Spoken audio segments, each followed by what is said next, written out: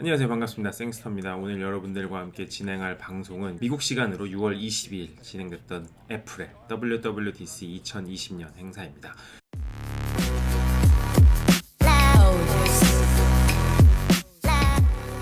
이번 행사의 첫 시작을 팀쿡 CEO가 Black Lives Matter, 흑인 인권 운동에 대한 메시지를 던지면서 시작한 것은 대단히 시의적절한 행보였다는 생각이 듭니다. 이번 행사의 중심은 오퍼레이팅 시스템이에요. iOS를 필두로 시작을 했는데요. iOS에는 대단히 많은 어떻게 보면은 업데이트가 또 이루어지기도 했죠. iOS가 중심이다 보니까. 이번에 iOS 라이브러리 같은 경우는 라이브러리 안에 핸드폰 안에 있는 앱들을 자동적으로 정렬시켜주고 그것을 인공지능을 활용해가지고 어떠한 앱을 내가 사용할 것인가, 어떠한 카테고리 앱을 넣을 것인가 등등을 인공지능이 알아서 도와주고 그룹핑해주는 그런 역할을 하는 시스템을 또 선보였어요. 이 부분은 어떻게 보면은 인공지능이 UX, UI적인 측면에 잘 적용된 사례라고도 볼 수 있을 것 같아요. 그 다음으로 하이라이트된 게 위짓. 사실 이건 안드로이드에서는 흔하게 찾아볼 수 있는 접근법이었는데요.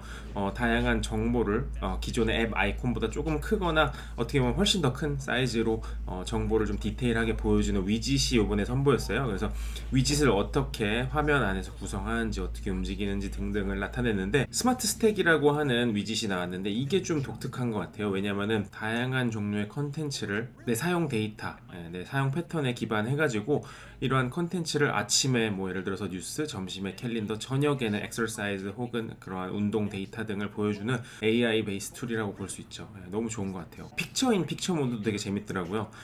사실 이건 유튜브에서 영상 보다가 다른 영상 검색하거나 이럴 때 이제 기존의 영상이 한쪽 구석으로 밀려나거나 하는 그런 거랑도 좀 비슷하긴 한데, 아이폰에서 무슨 영상을 보다가 다른 앱을 켰을 때 혹은 전화를 받았을 때 혹은 메시지를 할 때 그 영상이 사라지는 경우들이 종종 있었잖아요. 그게 또 불편하기도 한데, 그런 부분을 해결하는 요즘 동영상 기반 시대에 어떻게 보면은 잘 맞는 기능이지 않을까 싶습니다. 그리고 그 다음으로는 시리가 사실 인공지능 어시스턴트죠. 인공지능에는 다양한 모습들이 있는데, 인공지능 어시스턴트, 실제로 대화를 통해서 커뮤니케이션을 통해서 삶의 질을 향상시키는 용도로 쓰여지는 그러한 어시스턴트인데요.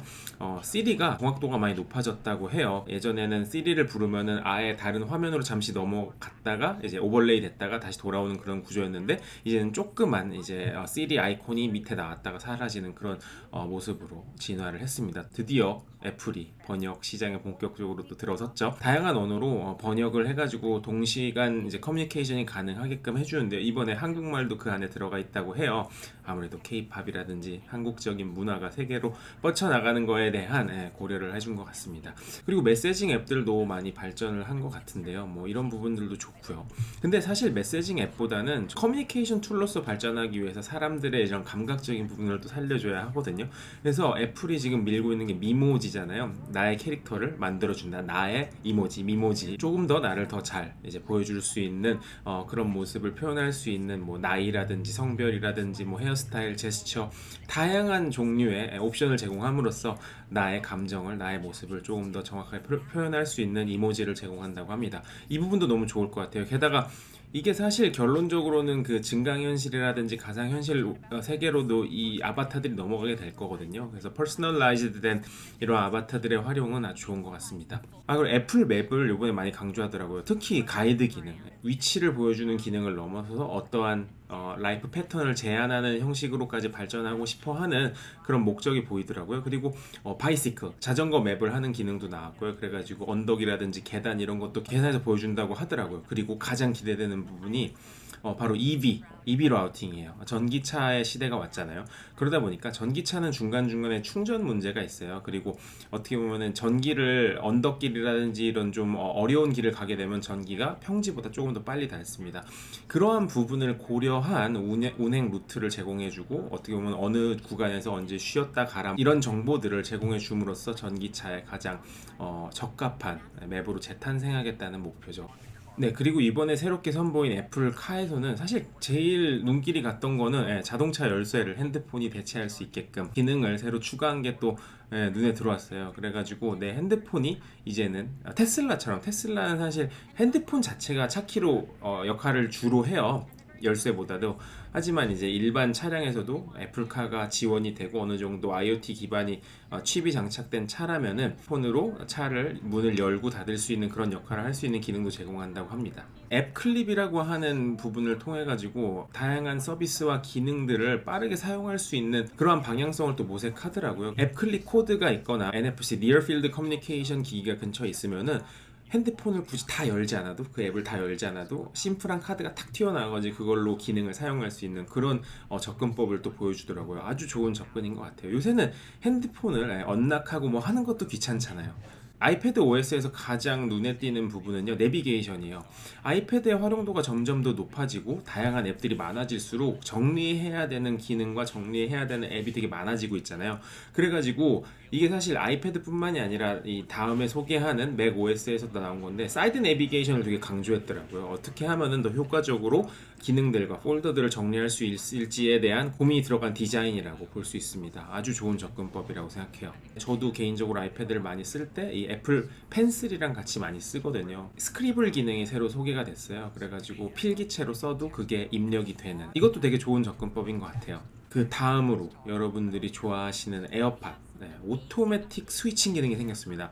그래서 한 기기에서 다른 기기로 넘어갈 때 이 연속성을 가지고 내가 이 두 개가 원래 싱킹이 돼 있었으면은 이거 끄고 바로 다음 거 틀었을 때 자연스럽게 넘어가는 기능을 또 지원한다고 해요. 사실 이 부분도 불편한 점이긴 했는데, 이 플랫폼 그리고 어떻게 보면은 디바이스 간의 경계를 조금씩 더 허무는 이러한 접근법도 소개가 되는 것 같습니다. 스페이셜 오디오도 강조를 시키더라고요. 스페이셜 오디오가 중요한 이유는요, 그 VR, AR에서도 되게 중요한 요소가 사운드거든요. 애플이 VR, AR을 되게 강조하고 있잖아요. 그래서 AR 게임을 할 때, VR 게임을 할 때, 뭐 총탄이 여기서 날아오는지 뒤에서 날아오는지 이런 것도 알아야 되기 때문에, 혹은 뭐 사람이 어디서 접근을 하고 어디서 말을 거는지가 360도의 그 방향에 따라 다 다르게 느껴져요. 그렇기 때문에 이 스페이셜 오디오의 적용은 되게 이머시브, 실제로 들어와 있는 듯한 더 좋은 경험을 제공해 줄 수 있는 기능이 아닌가 합니다. 애플 워치에 이제 새롭게 소개된 여러 가지 기능 중에 제가 가장 마음에 드는 건 사실 이거였어요. 얼마나 움직였고 얼마나 이제 내가 역동적으로 운동을 했고 이런 거를 트래킹하는 거를 피트니스라고 이름을 바꿨어요. 그리고 뭐 댄스 기능도 들어갔고요. 그리고 코어 운동, 배 운동하는 거를 트래킹하는, 허리, 코어, 이제 배, 뭐 이런 복근 이런 것도 트래킹이 된다고 해요. 재미난 것 같습니다. 잠 잘 때조차도 이제 이 애플워치가 너무 사람들을 이제 방해하지 않을 수 있도록 그 슬립 모드로 들어가면은 적절히 알아서 조용히 해주고, 잠잠하게 있다가 필요할 때만 사용자에게 알림을 주는 그런 모드가 또 생성됐다고 하네요. 새로운 맥 OS에서도 여전히 그 다양한 기능들을 더 효과적으로 정리할 수 있는 사이드 내비게이션이랑 적절한 액션을 취할 수 있는 이제 커맨딩 바 액션, 이제 상단에 위치한 다양한 액션들을 누를 수 있는 인터페이스가 눈에 들어오더라고요. 딱 막힌 디자인이 아니라 좀 투명하게 비치는 트랜스루센트 디자인을 좀 이제 적용했다고 해요. 이 부분도 아주 좋은 것 같아요. 맥 OS에서 맵 기능도 상당히 강조를 했습니다. 더 이상 이제 맵을 핸드폰에서만 보는 것도 아니고, 이제 데스크탑에서 맵을 활용할 때 내 예를 들어서 여행 계획을 짜거나 다양한 뭐 내가 좋아하는 조금 더 커스터마이즈드 된 그러한 경험을 조금 더 디테일하게 설계할 수 있는 그런 툴로서도 활용할 수 있게끔 하려는 것 같아요. 그래서 그 부분도 되게 좋은 것 같고, 시큐리티를 대단히 강조하는 부분도 있었어요. 시큐리티가 강화됐기 때문에 사람들이 좀 안심하고 애플의 크레덴셜, 애플 아이디랑 이런 거를 어떠한 앱이라든지 이런 걸 활용할 때 쓸 수 있게끔 해주는 것도 대단히 강조가 됐어요. 그리고 마지막으로 애플이 공개한 게 자체 앱, 그러니까 자체 개발 실리콘으로 이제 전환을 한다는 소식이었는데요.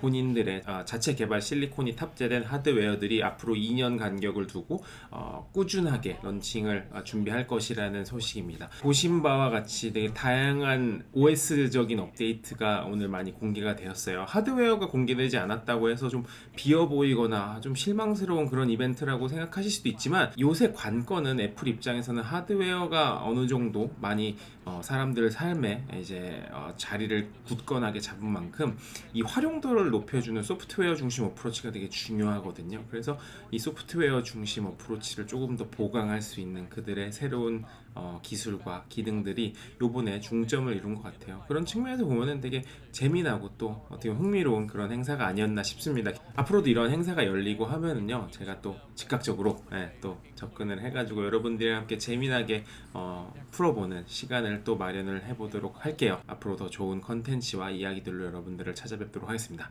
감사합니다.